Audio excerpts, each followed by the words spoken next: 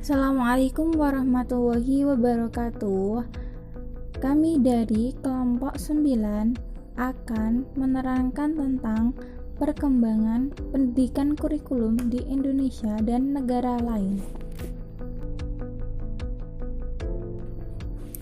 Sebelumnya, perkenalkan dari kelompok kami: 1. Fatwatul Ummah, 2. Haratut Dini Aulia, 3. Hadratus Dinasania. Yang pertama, perkembangan kurikulum pendidikan di Indonesia. Di Indonesia mengalami beberapa perubahan kurikulum. Hal ini disesuaikan dengan perkembangan zaman seperti yang dituliskan oleh Hidayat 2013. Kurikulum yang pernah digunakan di Indonesia sebagai berikut. 1. Tahun 1947, asas pendidik ditentukan Pancasila. Kurikulum ini pertama setelah Indonesia merdeka. Perubahan orientasi bersifat politis, yakni dari orientasi pendidikan Belanda berubah menjadi kepentingan nasional. Yang nomor 2, tahun 1975 memiliki tujuan pendidikan instruksional umum khusus tujuan kurikulum yang ingin dicapai. Pada kurikulum ini, untuk pertama kalinya terlihat dengan jelas tujuan pendidikan. Dari tujuan pendidikan tersebut dijabarkan tujuan-tujuan yang ingin dicapai seperti tujuan instruksional umum, tujuan instruksional khusus, dan berbagai rincian lainnya, sehingga jelas apa yang akan dicapai melalui kurikulum tersebut. Yang nomor 3, tahun 1984. Adanya sistem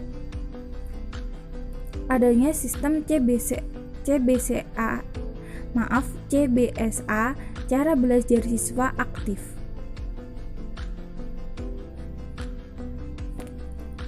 Yang dimaksud CBSA adalah singkatan dari cara belajar siswa aktif.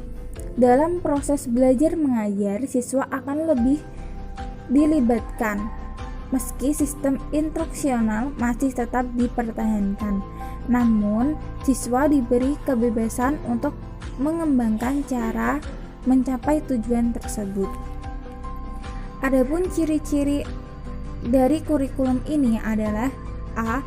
Berorientasi pada tujuan instruksional. B. Pendekatan pengajaran berpusat pada anak didik melalui cara belajar siswa aktif. C. Materi pelajaran dikemas dengan menggunakan pendekatan spiral. D. Menanamkan pengertian terlebih dahulu sebelum diberikan latihan. E. Menggunakan pendekatan keterampilan proses. Selanjutnya, nomor 4, tahun 1994 bersifat objektif, sistem catur bulan, dan lain-lain. Adapun ciri-ciri utama kurikulum 1994 adalah: 1. Kurikulum bersifat objektif basis kurikulum. B. Mempergunakan sistem catur bulan. C. Pelajaran di sekolah lebih menekankan materi yang cukup padat. D. Kurikulum 1994 bersifat populis, yaitu yang memberlakukan satu sistem kurikulum untuk semua siswa di seluruh Indonesia. E. Dalam pelaksanaan kegiatan, guru menggunakan strategi yang melibatkan siswa aktif belajar baik secara mental, fisik maupun sosial. Selanjutnya, nomor 5 adalah tahun 2004, yaitu kurikulum basis kompetensi atau KBK. Kurikulum ini mengharapkan agar siswa yang mengikuti pendidikan di sekolah memiliki kompetensi yang diinginkan, karena konsentrasi kompetensi adalah pada perpaduan antara pengetahuan, keterampilan, nilai, serta sikap yang ditunjukkan dalam kebiasaan berpikir dan bertindak. Adapun karakteristik kurikulum ini adalah 1. Menekankan pada ketercapaian kompetensi siswa baik secara individual maupun klasikal. 2. Berorientasi pada hasil belajar dan keberagaman. 3. Penyampaian dalam pembelajaran menggunakan pendekatan dan mode bervariasi. 4. Sumber belajar bukan hanya guru, tapi juga sumber belajar lainnya yang memenuhi unsur edukatif. 5. Terakhir, penilaian menekankan pada proses dan hasil belajar dalam upaya penguasaan atau pencapaian. Selanjutnya, KTSP 2006. Menurut Mukhlis 2009, kurikulum tingkat satuan pendidikan atau KTSP disusun untuk menjalankan amanah yang tercantum dalam Undang-Undang Republik Indonesia Nomor 20 Tahun 2003 tentang Sistem Pendidikan Nasional dan Peraturan Pemerintah Republik Indonesia Nomor 19 Tahun 2005 tentang Standar Pendidikan Nasional. Visi dari penyelenggara pendidikan bermuara pada upaya pemberdayaan terhadap masyarakat daerah untuk menentukan sendiri jenis dan muatan kurikulum, proses pembelajaran dan sistem penilaian hasil belajar, guru dan kepala sekolah. Otonomi penyelenggaraan pendidikan tersebut berimplikasi pada perubahan manajemen pendidikan dari pola sentralisasi ke desentralisasi. Dalam pengelolaan tersebut, guru memiliki otoritas dalam mengembangkan kurikulum secara bebas dengan memperhatikan karakter siswa dan lingkungan sekolah masing-masing. Selanjutnya, kurikulum 2013. Kurikulum ini untuk menyempurnakan kurikulum sebelumnya yaitu KTSP. Penekanan pada kurikulum ini adalah peningkatan dan keseimbangan soft skill dan hard skill siswa yang meliputi aspek kompetensi sikap, keterampilan, dan pengetahuan. Adapun ciri-ciri kurikulum 2013 yang paling mendasar adalah A. Menuntut kemampuan guru dalam pengetahuan dan mencari tahu pengetahuan sebanyak-banyaknya karena siswa zaman sekarang mudah mencari informasi dengan bebas melalui perkembangan teknologi dan informasi. B. Siswa lebih didorong untuk memiliki tanggung jawab kepada lingkungan, kemampuan interpersonal, antarpersonal maupun memiliki kemampuan berpikir kritis. C. Memiliki tujuan agar terbentuknya generasi produktif, kreatif, inovatif, dan efektif. D. Khusus untuk tingkat SD, pendekatan tematik integratif memberi kesempatan siswa untuk mengenal dan memahami suatu tema dalam berbagai mata pembelajaran. E. Yang terakhir, di tingkat SD, pembelajaran IPA dan IPS diajarkan dalam mata pelajaran Bahasa Indonesia. Selanjutnya, perkembangan kurikulum di negara lain. Malaysia. Pendidikan di Malaysia pada dasarnya tidak jauh berbeda dengan pendidikan di Indonesia. Malaysia cenderung lebih mau di bidang pendidikan karena kurikulum yang dipakai baku dan tidak sering ada pergantian.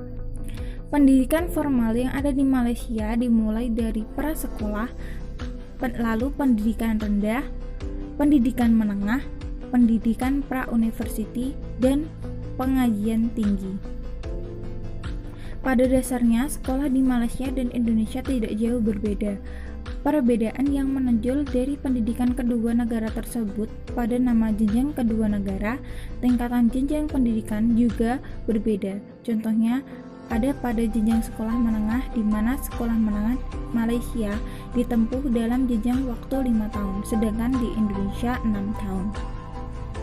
Lalu, negara Malaysia cenderung lebih maju di bidang pendidikan karena kurikulum yang dipakai baku dan tidak sering ada pergantian kurikulum.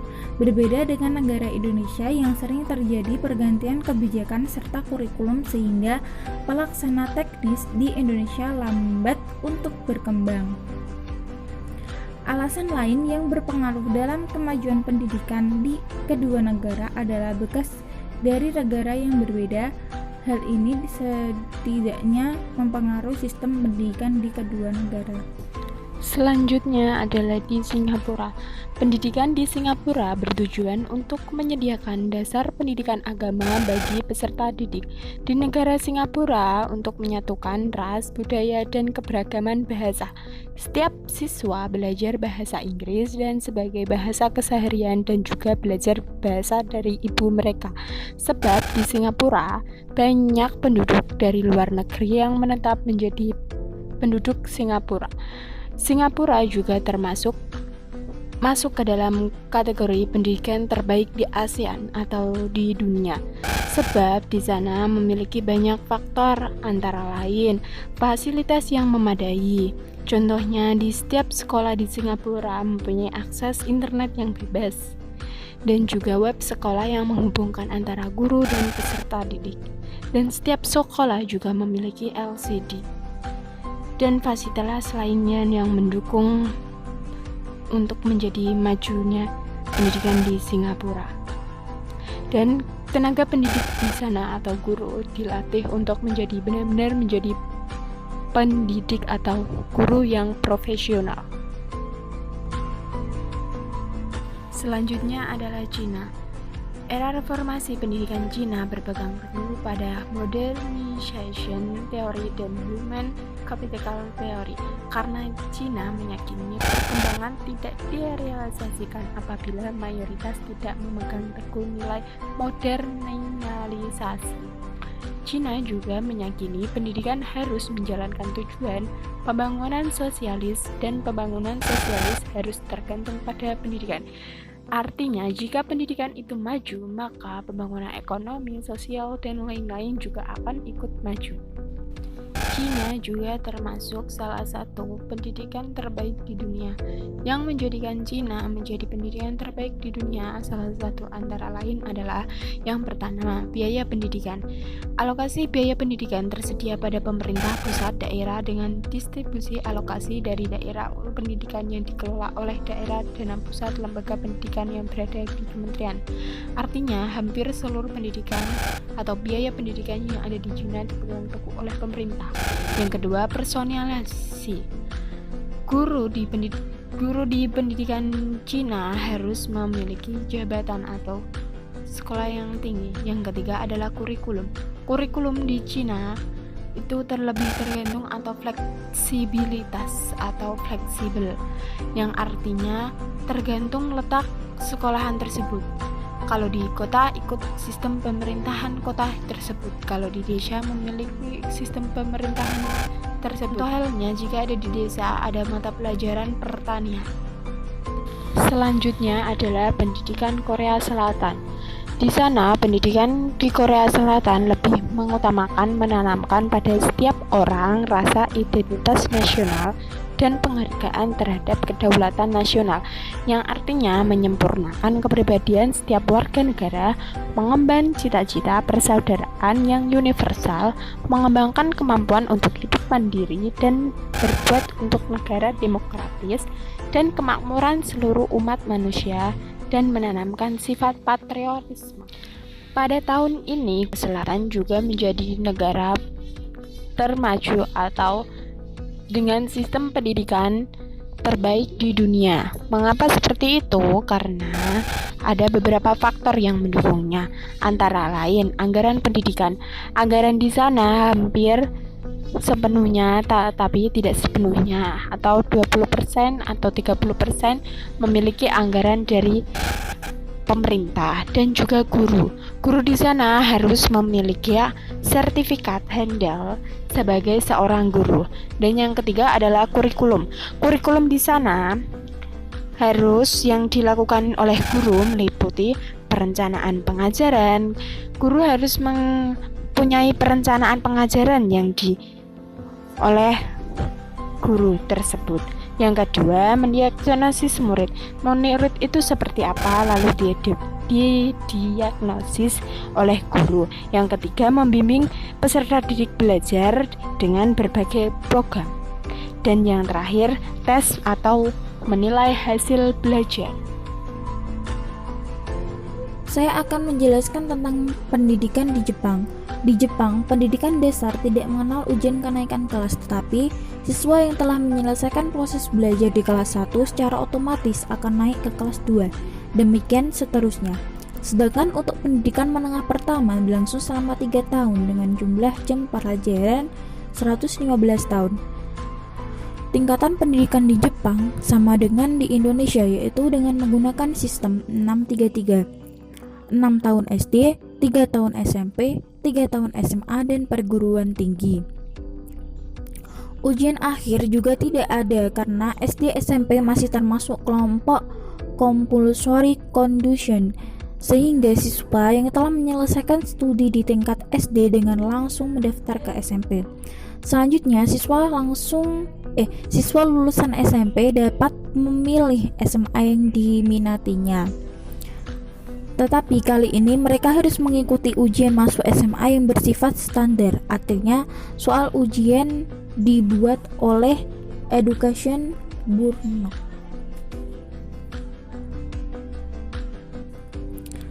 Selanjutnya adalah pendidikan di Finlandia. Sistem pendidikan di Finlandia berkeyakinan kemampuan murid tidaklah sama. Jadi melakukan tes baku untuk semua murid sama sekali tidak menghasilkan mutu pendidikan yang baik. Pendidikan di Finlandia lebih mengedepankan bagaimana membentuk e-learning community, guru sebagai pendidik dan siswa sebagai peserta didik dan masyarakat sebagian dari pendidik. Kolaborasi ini membuat pendidikan unggul karena semua merasa ikut bertanggung jawab atas proses pendidikan. Pendidikan di Finlandia tidak menjual nama, tapi lebih mengedepankan hasil dari peserta didik itu sendiri. Di Finlandia juga merupakan pendidikan antisipatoris, yaitu untuk setiap bayi yang lahir. Kepada keluarga yang diberi maternity pack yang berisi 3 buku bacaan untuk ibu, ayah, dan bayi itu sendiri. Alasannya, pendidikan dasar di usia dini adalah tahapan belajar pertama dan paling kritis dalam belajar sepanjang hayat. Sistem pendidikan di Finlandia sangat menitik beratkan bimbingan bagi siswa yang mengalami kesulitan belajar. Finlandia optimis bahwa hasil terbaik hanya dapat dicapai bila lebih memperhatikan siswa yang kurang daripada terlalu menekankan target kepada siswa yang unggul.